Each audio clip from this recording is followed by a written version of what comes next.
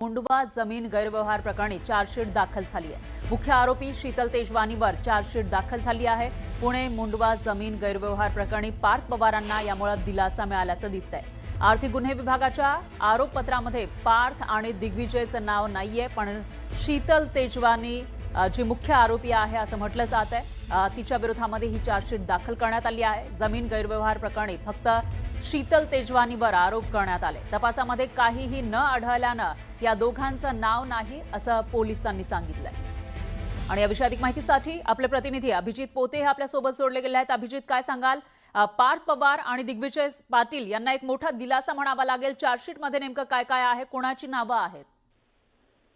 नक्कीच आपण पाहतोय की मुंडव्याच्या जमीन घोटाळ्या प्रकरणी उपमुख्यमंत्री अजित पवारांचे चिरंजीव जे आहेत ते पार्थ पवार त्या कंपनीचं नाव आलं होतं। या जो आहे त्यानंतर व्यवहार या महारवतनाच्या जमिनीचा रद्द केला होता। पण आता पुणे पोलिसांनी मोठी कारवाई करत या सगळ्या प्रकरणी ज्या आरोपी अटकेत होत्या शीतल तेजवानी, पुणे पोलिसांच्या आर्थिक गुन्हे शाखेकडून त्यांना अटक करण्यात आली होती। त्यांच्या विरोधात आता दोषारोपपत्र न्यायालयात दाखल केलेलं आहे। जवळपास 1886 पानाचं दोषारोपपत्र पुणे पोलिसांच्या आर्थिक गुन्हे शाखेनं न्यायालयात दाखल केले। पण यामध्ये सगळ्यात मोठी बातमी ही आहे की या चार्जशीट मध्ये कुठेही पार्थ पवार आणि दिग्विजय पाटील जे पार्थ पवारांचे मामे भाऊ आहेत त्या दोघांचंही नाव दिसत नाही। म्हणजे एक पोलिसांकडून या दोघांनाही या सगळ्या गैरव्यवहार प्रकरणी क्लीन चिट मिळाली आहे का असा प्रश्न या ठिकाणी उपस्थित होतो। कारण 1886 पाना या आरोपपत्रात कुठेही पार्थ पवारांच्या नावाचा उल्लेख नाहीये। मीडिया कंपनीच्या नावाचा काही ठिकाणी उल्लेख आल्याचं बोललं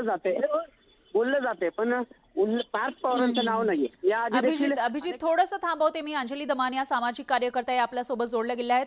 अंजली दमानिया जी, तुम्ही ही चार्जशीट बघितलेली आहे का? याच्यामधून एकूणच पार्थ पवार आणि दिग्विजय पाटील यांना दिलासा मिळताना दिसतोय या जमीन गैरव्यवहार प्रकरणामध्ये? नाही, त्यांना दिलासा मिळालेला नाहीये, तर दिलासा मिळवू देणार पण नाहीये मी। कारण माझा लढा हा तसाच राहणार आहे। खरं तर कसं आहे की 5 नोव्हेंबरला हे सगळं पूर्ण बाहेर आलं। त्यानंतर FIR म्हणा, पोलीस चौकशी म्हणा किंवा खारगे समिती म्हणा, ही पुढे नुसता वेळ घालवण्याचे प्रकार चालू आहेत। FIR मध्ये पार्थ पवारचं आतापर्यंत नाव आलं नाही। एवढंच नाही तर खारगे समितीचा पण अहवाल एक महिन्यांनी वाढत चाललाय। कुठेही नावाचा पत्ता नाही। आणि आता आज ही जी EOWनी जे चार्जशीट फाईल केलंय ते सुद्धा फक्त शीतल तेजवानी विरुद्ध केलंय, फक्त। आणि मी म्हटलं बाकीच्यांचं काय, तर म्हणे बाकीच्यांचं नंतर होईल, पण अजून त्याचा तपास चालू आहे। पण तपासामध्ये आतापर्यंत, अंजली दमानियाजी थोडंसं थांबवते, आतापर्यंत जो काही तपास झाला आहे त्याच्यामध्ये या दोघांविरोधामध्ये काहीही आढळलं नाही असं पोलीस म्हणतात। असं काहीच बोलत नाहीये ते, मला तरी असं काही म्हणाले नाहीये। अच्छा। आणि त्याच्यात त्यांनी एकानंतर एक इतका गौडबंगाल करून ठेवलाय। पहिलं तर अमेडियानी शीतल तेजवानींविरुद्ध कोर्टात केस दाखल केली आहे की आम्हाला बनवून हे व्यवहार केला गेला। शीतल तेजवानींनी त्यांच्या विरुद्ध दाखल केली आहे की आम्हाला पैसे नाही दिले म्हणून हा व्यवहार रद्द झाला पाहिजे। तर कहर म्हणजे कलेक्टरांनी तर त्याच्या विरुद्ध अगदी टोकाचंच केलंय पाऊल। त्यांनी ही पूर्ण ट्रान्झॅक्शन नल अँड व्हॉइड आहे असं जाहीर करा असा अर्ज दाखल केला। म्हणजे चाललंय काय असा प्रश्न पडतो। आणि इतकी मोठी, इतकी 1800 कोटीची सरकारी जमीन कोणी खाण्याचा लाटण्याचा प्रयत्न करतो आणि त्यांच्यावर आजपर्यंत 3 महिने झाले कुठलीही कारवाई नाहीये। पण तुम्ही एक ट्विट सुद्धा केलं आहे या सगळ्या प्रकरणावर, नेमकं काय म्हणायचंय तुम्हाला त्या ट्विटमधून? मला तुम्हाला तेच सांगायचं की हे एकतर चार्जशीट मध्ये फक्त शीतल तेजवानी विरुद्ध चार्जशीट आहे आणि आत्ताच्या घटनेला हे प्रकरण रद्द करण्यासाठी तिघांनी अर्ज केले।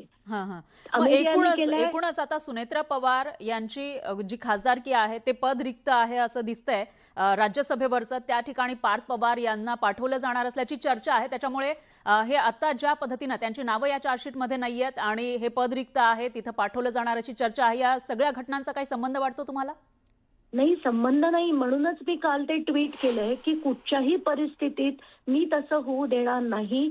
मी सामान्य नागरिक म्हणून मला हे मान्य नाही की ज्यांनी 1800 कोटीची सरकारी जमीन लाटण्याचा प्रयत्न केला असा माणूस कुठच्याही परिस्थितीत राज्यसभेवर मी जाऊ देणार नाही। त्यासाठी जो लढा द्यायला लागणार आहे मी द्यायला तयार आहे। पण मला असा व्यक्ती तिथे गेलेला बिलकुल चालणार नाही. पण अंजली दमानियाजी, आता चार्जशीट दाखल झालेली आहे, पुढे मग तुम्ही आता काय पावलं उचलणार आहात आणि काय काय होऊ शकते या प्रकरणामध्ये? नाही, आता असं सांगण्यात आलंय की ही पार्ट चार्जशीट आहे आणि बाकीचा अजून आमचा तपास चालू आहे. मी म्हटलं चालू कसा राहणार आहे आणि कधीपर्यंत राहणार आहे? पार्थ म्हातारा होईपर्यंत राहणार आहे का? त्याच्यावर ते नुसतंच हसले आणि काहीच उत्तर दिलं नाही. याच्यावरनं कळतंय ना आपल्याला की याला लोकांना वरनं डायरेक्शन जोपर्यंत येत नाहीत तोपर्यंत ही कारवाई करणार नाहीयेत. अंजली दमानियाजी, तुमचा मुद्दा लक्षात आला आहे. धन्यवाद, तुम्ही न्यूज 18 मराठीशी बोललात त्याबद्दल.